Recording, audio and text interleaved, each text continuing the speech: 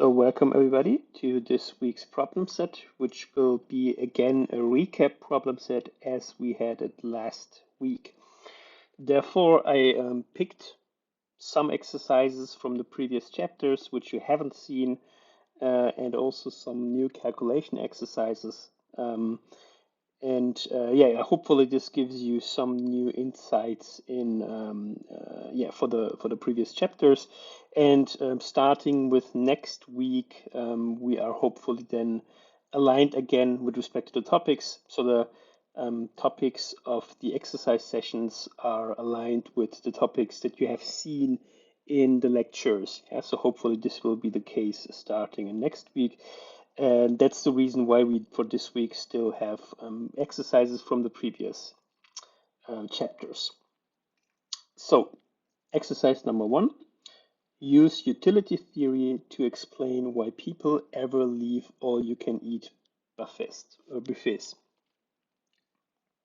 Okay.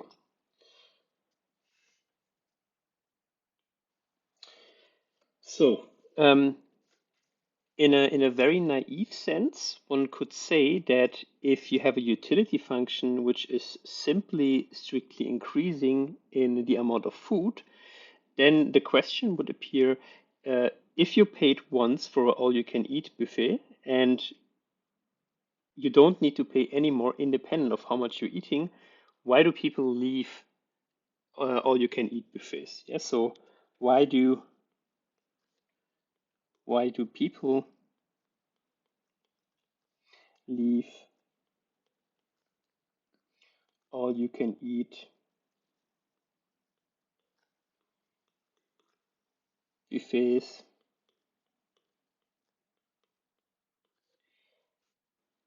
if the price is fixed,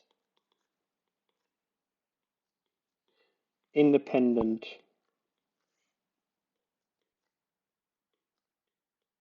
of how much you eat?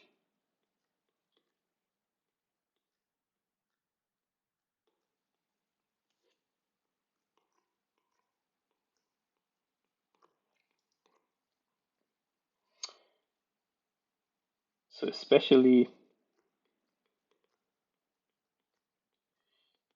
if your utility function or your utility is strictly increasing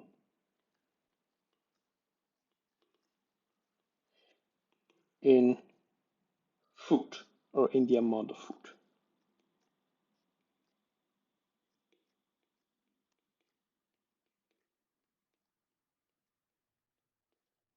Okay, that's kind of of course, at first glance, that's kind of a strange observation. So why wouldn't a person stay there for a very long time or forever and just keep on eating?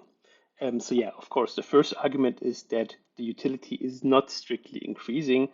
So one could think of an example. So, um, so first explanation, utility is not strictly increasing.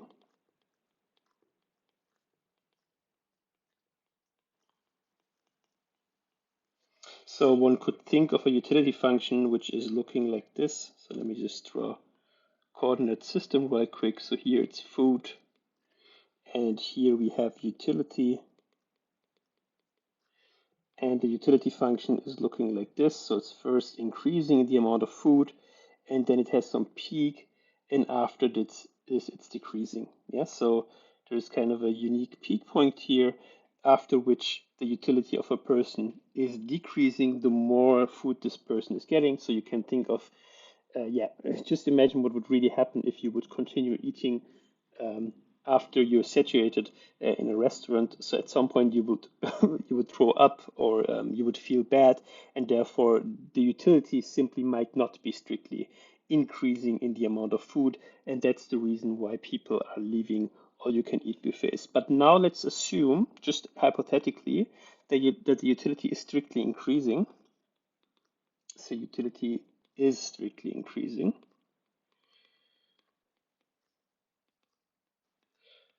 for whatever reason, then even though the utility is strictly increasing, we could still see people leaving all you can eat buffet. So it's not a paradox, and the reason is simply because, so let me draw again the coordinate system that I showed you before.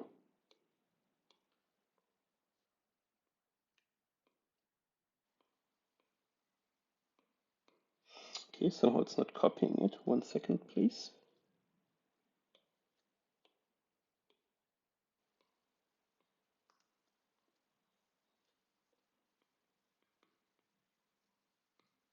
Okay, I don't know why. I will just draw it again. Sorry.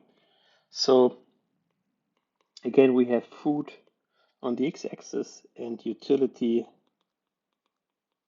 on the y-axis, but this time the utility function is looking like this. So kind of like a square root function or like the log function. So it's a strictly increasing but strictly concave utility function.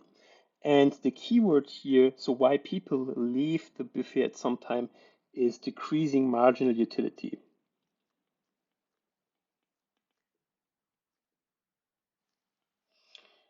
Decreasing marginal utility.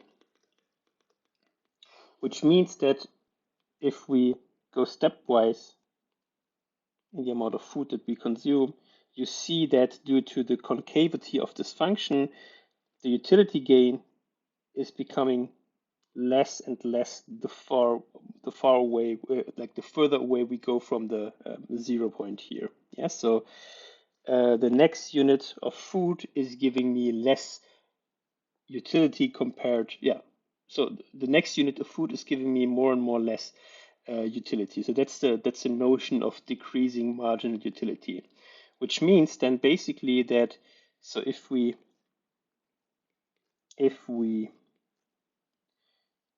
have already eaten a lot,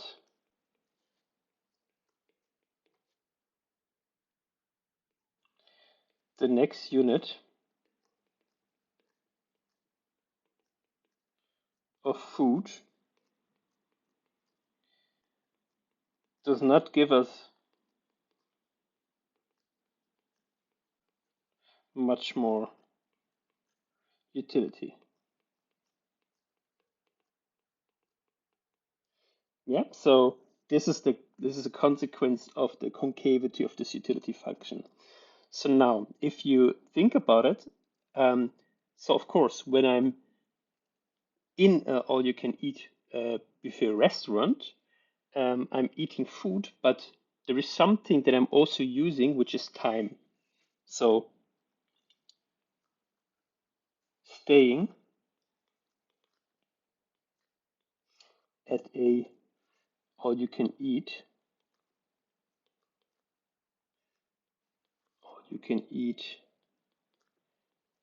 buffet restaurant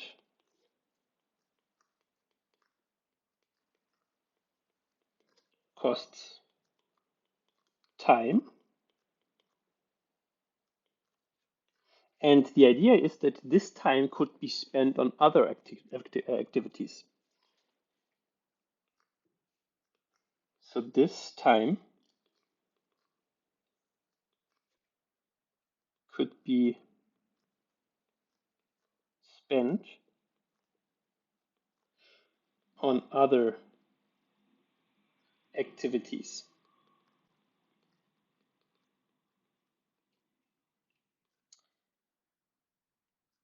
And the idea here is that if you already spent a lot of time on eating, and you think about eating one more unit of food, then you compare this one marginal unit with what you could have done otherwise with your time. Yeah. So therefore,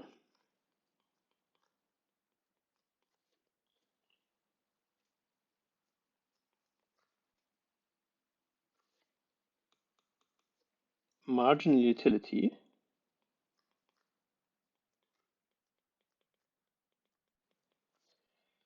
of eating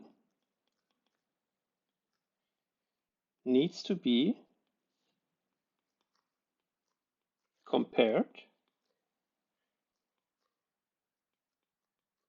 with the marginal utility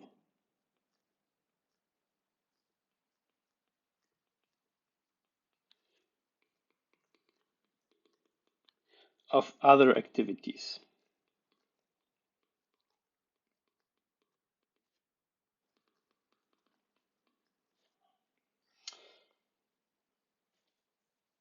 If the utility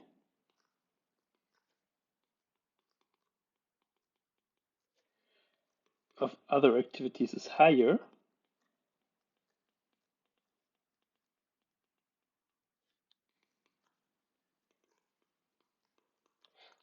then utility theory tells you to leave the restaurant.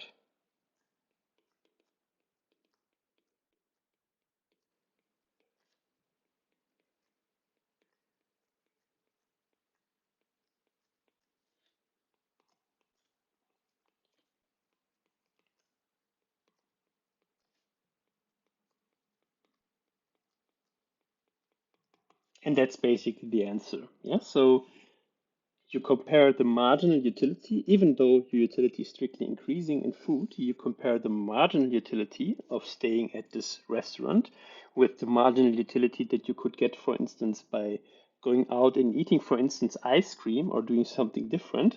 And if the marginal utility from the alternative activity is higher than the marginal utility from staying at this all you can eat buffet, then utility theory is telling you leave the restaurant, and that's the answer. Okay, so let's go to exercise number 2. A good is called normal if a person consumes more of it when her income rises. For example, she might see movies in theaters more often as her income rises. It is called inferior if a person consumes less of it when her income rises.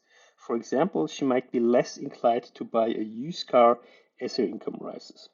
Yeah, so let me just give you some idea about this example, but the inferior good. So you can think of when a person is poor, so the person has low income, the person might have no other choice than buying used cars because she cannot afford a new car. And as her income is rising more and more, she becomes capable of buying a new car.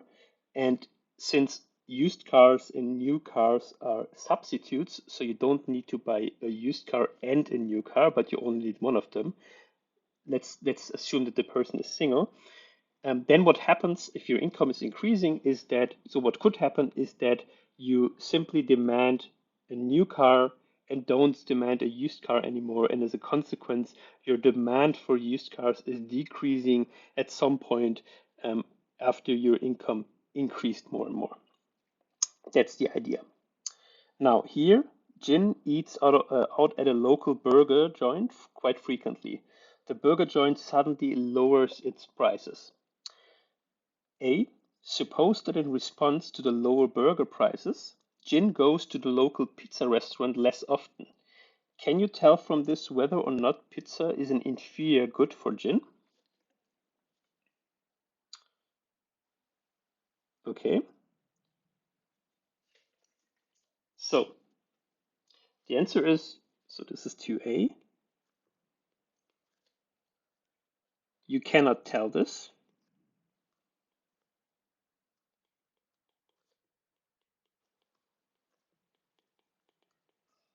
So you cannot tell this from this observation because of the following. So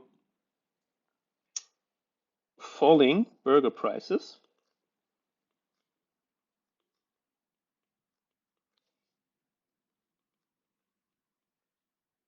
increase the real income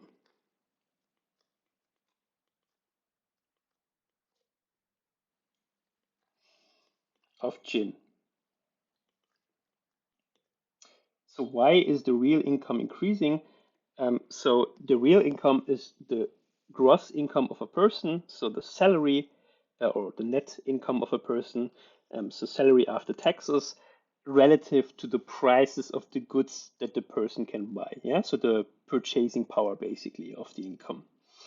And if the burger prices are falling, then this purchasing power is actually increasing. Yeah, and that's the term or the notion of an increase in real income. So if this was the only effect,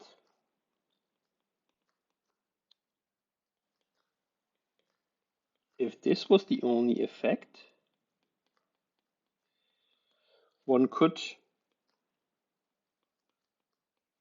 conclude that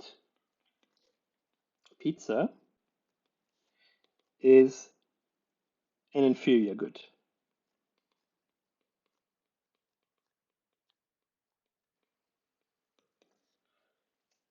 Okay, so this is kind of the income effect. But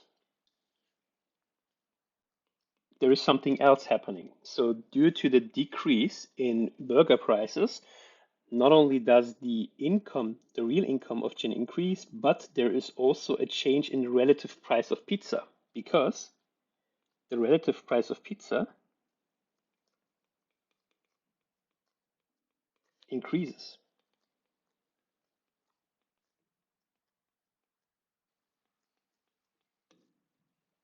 Yeah, because the price of pizza is fixed, but the price of burgers is decreasing, therefore the relative price of pizza is increasing. So for each unit of pizza, you can now afford more burgers since the price decreased, so the price for burgers. So there is a substitution effect.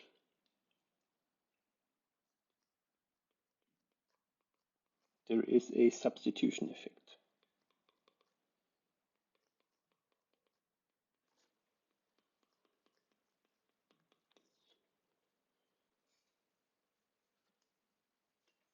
Therefore, now if the substitution effect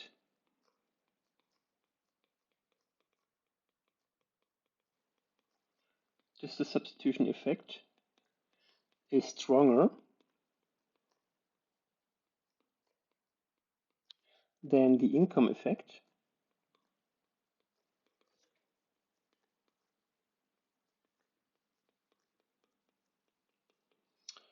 if this is the case, then Jin could demand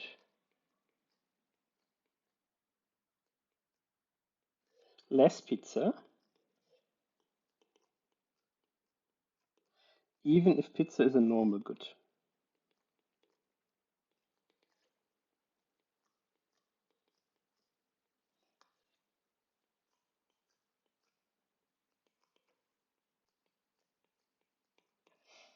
Okay, so we cannot say whether it is a normal good or an inferior good because both things are possible here. And just by observing that Jin is going less to the pizza restaurant, we cannot make the statement here. And this brings us to sub-exercise B.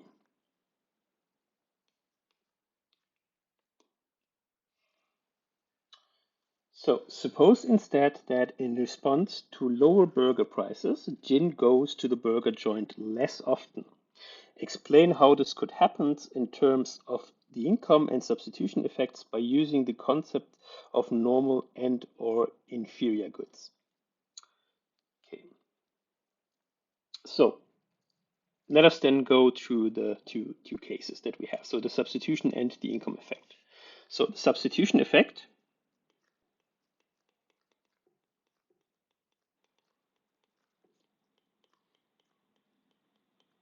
is saying the following. When prices of the burgers fall,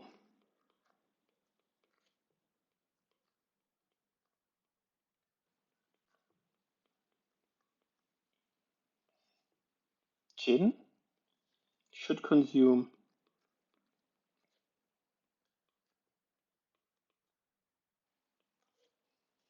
more of them.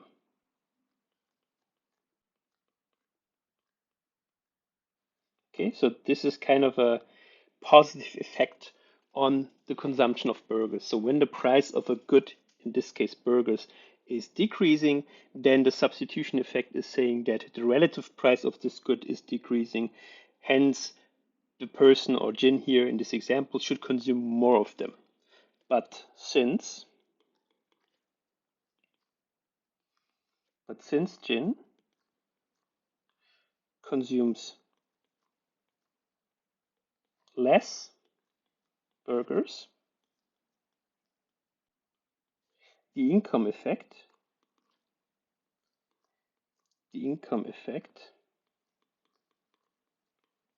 must work in the opposite direction.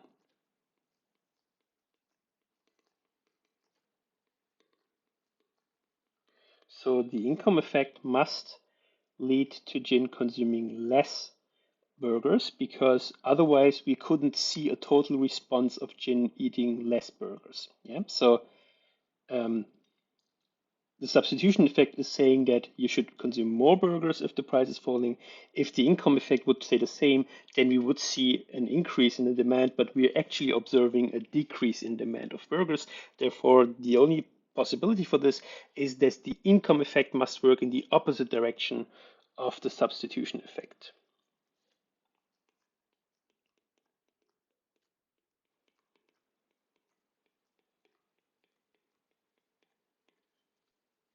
And it must be stronger. Of course, if it would work in the opposite direction, but would be a weaker effect in absolute terms than the substitution effect, then we would still see an increase in the demand, but we are seeing a decrease. Yeah, and the idea here is that since the fall of burger prices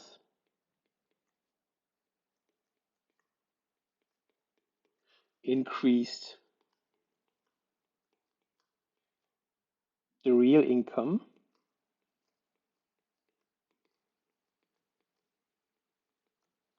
of Jin,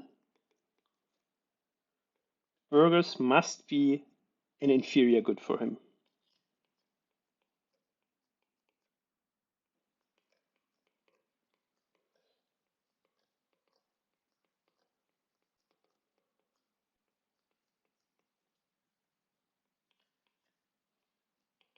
Okay, so if we consider this observation, we can make a very kind of precise statement compared to sub exercise A. So here we see that the prices of burgers are decreasing. As a consequence, we have two things. So first of all, burgers become less expensive relative to pizza, and in addition, the real income of Jin is increasing since the price of burgers are decreasing. But if we still see a decrease in the demand of burgers from Jin, then the only consequence of this, or the reason for this, must be that burgers are inferior goods to Jin. And that's the answer to the question.